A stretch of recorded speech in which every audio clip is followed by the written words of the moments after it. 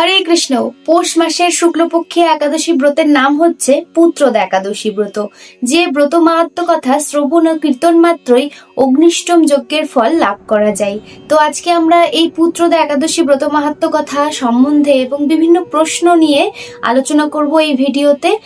যে পুত্রদা একাদশী ব্রত মাহাত্ম কথা ব্রহ্মাণ্ড পুরাণে বর্ণনা করা হয়েছে। তো সর্বপ্রথম যে প্রশ্নের উত্তরটা আমরা জানবো, এই পুত্রদা একাদশী ব্রত আমাদের কবে পালন করতে হবে?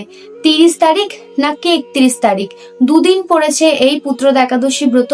তো সেই হিসেবে যারা গোস্বামী অর্থাৎ গৌড়ীয় বৈষ্ণব মতে আর যারা ইসকন মত অনুসারে এই ব্রতটি পালন করে, তারা কোন দিন 30 তারিখে না 31 তারিখে এই ব্রত পালন করবে।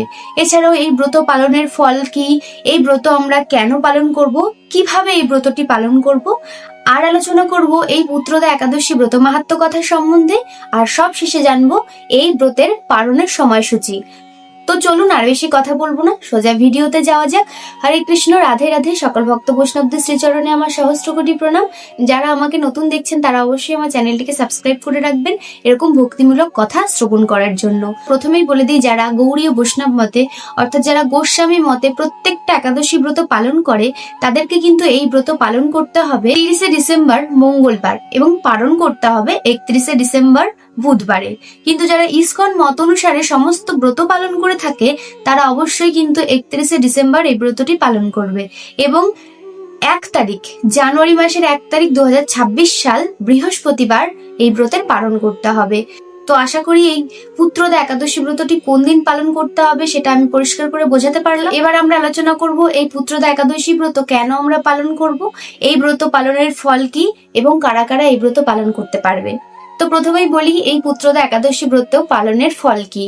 এই পুত্রদা একাদশী ব্রত সর্বপাপ বিনাশকারিণী ত্রিলোকের মধ্যে সর্বশ্রেষ্ঠ একটি ব্রত। এছাড়াও এই ব্রতটি যারা পালন করবে, ভগবান নারায়ণ তাদের বিদ্বান ও যশস্বী করে তুলবে। সব থেকে বড় কথা হচ্ছে, যাদের পুত্র সন্তান হয়নি, যারা পুত্র সন্তান লাভের ইচ্ছা প্রকাশ করছে, তারা এই পুত্রদা একাদশী ব্রতটি পালন করতে পারে। এছাড়াও যাদের পুত্র সন্তান নেই, যাদের মনে একটা দ্বিধা যে পুত্র সন্তান ছাড়া আমরা এই মর্তলোক থেকে কি করে মুক্তি লাভ করব, অর্থাৎ আমাদের তো নরকে গিয়ে পৌঁছাতে হবে, তো এই পুত নামক নরক থেকে অনায়াসে মুক্তি পেতে হলে অবশ্যই এই পুত্রদা একাদশী ব্রত আমাদের পালন করতে হবে। কারণ আমাদের এই পুত্রদা একাদশী ব্রত পালন করার ফলে পুত নামক নরক যন্ত্রণা থেকে অনায়াসেই মুক্তি লাভ করা যায়। তো এবার যেটা প্রশ্ন, আমাকে অনেকেই বলছে যে মাতাজি, এই ব্রতটি তো পুত্র সন্তান লাভের জন্য এই ব্রতটি পালন করতে হচ্ছে, তো আমাদের তো এখনো বিবাহ হয়নি, আমরা কি এই ব্রতটি পালন করতে পারবো বা আমাদের কি করা উচিত হবে? তো সে উদ্দেশ্যে বলি, অবশ্যই এই ব্রতটি প্রত্যেকে পালন করতে পারবে। যারা দীক্ষিত নয়, যারা দীক্ষিত বা যারা বিবাহ হয়নি, তারাও এই ব্রতটি পালন করতে পারবে। ভগবান বিষ্ণুর যে ব্রত, সেই একাদশী ব্রত সর্বশ্রেষ্ঠ ব্রত।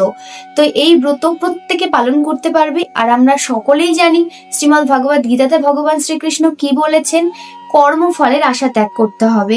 ফলের আশা না করে আমাদের একাদশী ব্রত প্রত্যেকটাই করতে হবে। তাই সকলেই শুধুমাত্র এই একাদশী ব্রতটি নয়, প্রত্যেকটি বছরে 24টা একাদশী ব্রতই পালন করবেন। এবার বলি কিভাবে এই ব্রতটি পালন করবেন। তো যারা নির্জলা উপবাস করেন, যারা কোনো ফল জল কোনো কিছুই আহার করেন না, তারা নির্জলা উপবাস করতে পারেন। যারা একান্তই পারবেন না, তারা ফল সাবু এগুলো আহার করতে পারেন। তবে একটা বিষয় আমি সবসময় বলি, সংযম করতে হবে আমাদের 3 দিন। একাদশী ব্রতের আগের দিন, একাদশীর দিন তো অবশ্যই আমাদের কোনো কিছু পঞ্চশর অবিশস্য গ্রহণ করা যাবে না, এবং একাদশীর পরের দিন আমাদের দ্বাদশীর দিন সংযম করতে হবে, মানে দ্বাদশীর দিনও আমাদের নিরামিষ আহার করতে হবে। এছাড়াও একাদশী ব্রতের দিন আর দ্বাদশীর দিন অবশ্যই তুলসী সেবা, তুলসী পরিক্রমা, তুলসী আরতি, তুলসীকে জল দান সমস্ত কিছু করতে হবে। ভগবানের শ্রীচরণে তুলসী পাতা অর্পণ, ভগবানের শ্রীচরণে পুষ্প অর্পণ, এই সমস্ত কিছুই কিন্তু করতে হবে। সাথে শাস্ত্র গ্রন্থ অধ্যয়ন করতে হবে।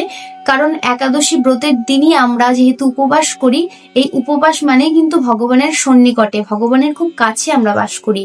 একাদশী ব্রত মানে এটা নয় যে সারাদিন আমরা নির্জলা থাকলাম আর লোকের নামে সমালোচনা করে বেড়ালাম। একাদশী ব্রত মানে এটাই যে আমরা উপবাস করলাম, সাথে সারাটা দিন ভগবানের নাম জপ কীর্তন করলাম, ভগবানের নামে শাস্ত্র অধ্যয়ন গ্রন্থ পাঠ করলাম, এটাই হচ্ছে একাদশী। আর এইভাবে যদি আমরা ব্রত পালন করি তাহলেই কিন্তু আমাদের ব্রত সফল হবে। তো এবার আমরা এই পুত্রদা একাদশী ব্রতের মাহাত্ম্য কথা সম্বন্ধে শ্রবণ করব। আপনারা শ্রবণ করুন। পুত্রদা একাদশী যুধিষ্ঠির বললেন, হে কৃষ্ণ, পৌষ মাসের শুক্লপক্ষের একাদশীর নাম কি, বিধি বা কি, কোন দেবতা ওই দিনে পূজিত হন এবং আপনি কার প্রতি সন্তুষ্ট হয়ে সেই ব্রতফল প্রদান করেছিলেন? কৃপা করে আমাকে সবিস্তারে তা বলুন। শ্রীকৃষ্ণ বললেন, হে মহারাজ, এই একাদশী পুত্রদা নামে প্রসিদ্ধ। সর্বপাপ বিনাশিনী ও কামদা এই একাদশীর অধিষ্ঠাত্রী দেবতা হলেন সিদ্ধিদাতা নারায়ণ। ত্রিলোকে এর মতো শ্রেষ্ঠ দেবতা নেই। এই ব্রতকারীকেই নারায়ণ বিদ্বান ও যশস্বী করে তোলেন। এখন আমার কাছে ব্রতের মাহাত্ম্য শ্রবণ। ভদ্রাবতীপুরীতে সুকেতুমার নামে এক রাজা ছিলেন। তার রানীর নাম ছিল শৈবা। রাজদম্পতি বেশ সুখেই দিন যাপন করছিলেন। বংশ রক্ষার জন্য বহুদিন ধরে ধর্মকর্মের অনুষ্ঠান করেও যখন পুত্র লাভ হলো না, তখন রাজা দুশ্চিন্তায় কাতর হয়ে পড়লেন। তাই সকল ঐশ্বর্যবান হয়েও পুত্রহীন রাজার মনে কোনো সুখ ছিল না। তিনি ভাবতেন, পুত্রহীনের জন্ম বৃথা ও গৃহশূন্য। পিতৃদেব মনুষ্যলোকের কাছে যে ঋণ শাস্ত্রে উল্লেখ আছে, তা পুত্র বিনা কখনো পরিশোধ করা হয় না। পুত্র বাঞ্জনের এ জগতে যশ লাভ ও উত্তম ও গতি লাভ হয় না এবং তাদের আয়ু, আরোগ্য, সম্পত্তি প্রভৃতি বিদ্যমান থাকে। নানা দুশ্চিন্তাগ্রস্ত রাজা আত্মহত্যা করবেন বলে স্থির করলেন, কিন্তু পরে বিচার করে দেখলেন আত্মহত্যা মহাপাপ। এর ফলে কেবল দেহের বিনাশ মাত্র হবে, কিন্তু আমার পুত্রহীনতা তো দূর হবে না। তারপর একদিন রাজা নিবিড় বনে গমন করলেন। বন ভ্রমণ করতে করতে দ্বীপ প্রহর অতিক্রান্ত হলে রাজা ক্ষুধা তৃষ্ণায় অত্যন্ত কাতর হলেন। এদিক ওদিক জলাদির অনুসন্ধান করতে লাগলেন। তিনি চক্রবাক, রাজহংস এবং নানা রকম মাছে পরিপূর্ণ একটি মনোরম সরোবর দেখতে পেলেন। সরোবরের কাছে মুনিদের একটি আশ্রম ছিল। তিনি সেখানে উপস্থিত হলেন। সরোবর তীরে মুনিগণ বেদ পাঠ করছিলেন। মুনিবৃন্দের শ্রীচরণে তিনি দণ্ডবৎ প্রণাম করলেন। মুনিগণ রাজাকে বললেন, হে মহারাজ, আমরা আপনার প্রতি প্রসন্ন হয়েছি। আপনার কি প্রার্থনা বলুন। রাজা বললেন, আপনারা কে এবং কি জন্যই বা এখানে সমবেত হয়েছেন? মুনিগণ তখন বললেন, হে মহারাজ, আমরা বিশ্বদেব নামে প্রসিদ্ধ এই সরোবরে স্নান করতে এসেছি। আজ থেকে 5 দিন পরেই মাঘ মাস আরম্ভ হবে। আজ পুত্রদা একাদশী তিথি। পুত্র দান করে বলেই এই একাদশীর নাম পুত্রদা। তাদের কথা শুনে রাজা বললেন, হে মুনিবৃন্দ, আমি অপুত্রক, তাই পুত্র কামনায় অধীর হয়ে পড়েছি। এখন আপনাদের দেখে আমার হৃদয়ে আশার সঞ্চার হয়েছে। এই দুর্ভাগা পুত্রহীনের প্রতি অনুগ্রহ করে একটি পুত্র দান। মুনিগণ তখন বললেন, হে মহারাজ, আজ সেই পুত্রদা একাদশী তিথি, তাই এখনই আপনি এই ব্রত পালন করুন। ভগবান শ্রী কেশবের অনুগ্রহে অবশ্যই আপনার পুত্র লাভ হবে। মুনিদের কথা শোনার পর যথাবিধানে রাজা কেবল ফল মূলাদি আহার করে সেই ব্রত অনুষ্ঠান করলেন। দ্বাদশীর দিনে উপযুক্ত সময়ে শস্যাদি সহযোগে পালন করলেন। মুনিদের প্রণাম নিবেদন করে নিজ গৃহে ফিরে এলেন। ব্রত প্রভাবে রাজার যথাসময়ে একটি তেজস্বী পুত্র লাভ হলো।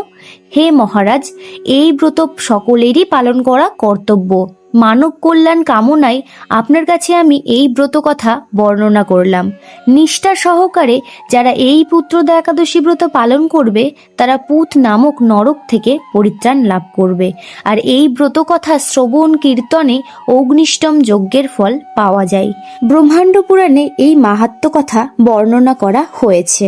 তো আপনারা এই পুত্রদা একাদশী ব্রত মাহাত্ম্য কথা শ্রবণ করলেন।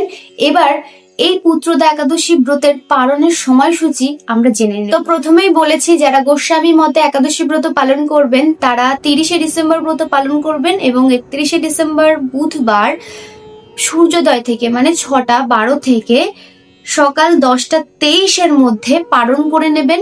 এবং যারা ইসকন মত অনুসারে এই ব্রতটি পালন করবেন তারা 31শে ডিসেম্বর ব্রতটি পালন করে 1লাই জানুয়ারি বৃহস্পতিবার পালন করবেন। পশ্চিমবঙ্গের পালনের সময়সূচি সকাল 6:17 থেকে সকাল 9:52 মধ্যে পালন করতে হবে। আর বাংলাদেশের পালনের সময়সূচি সকাল 6:41 থেকে সকাল 10:15 মধ্যে পালন করে নিতে হবে। এই সময়ের মধ্যে অবশ্যই পালন করে নেবেন সকলে কোনো না কোনো রবি শস্য আহার করে। তো ভিডিওটা তাহলে আজকে এখানে শেষ করছি। ভিডিওটা ভালো লেগে থাকলে অবশ্যই লাইক কমেন্ট শেয়ার করে দেবেন। আর ভিডিওটা শেষ করার আগে সকলে মিলে একবার বলুন জয় শ্রীকৃষ্ণ, হরি বল, রাধে রাধে।